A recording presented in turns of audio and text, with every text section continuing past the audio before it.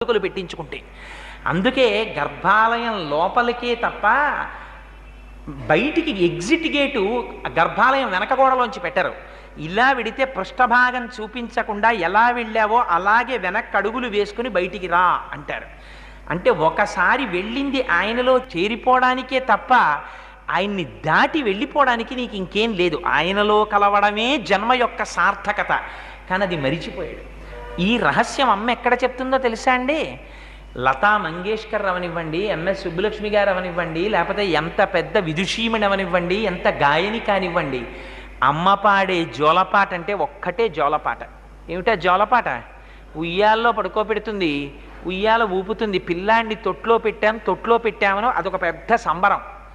తొట్లో పెట్టి ఊపుతారు, ఊపితే ఆ ఉయ్యాల అటు ఇటు ఊగుతుంది.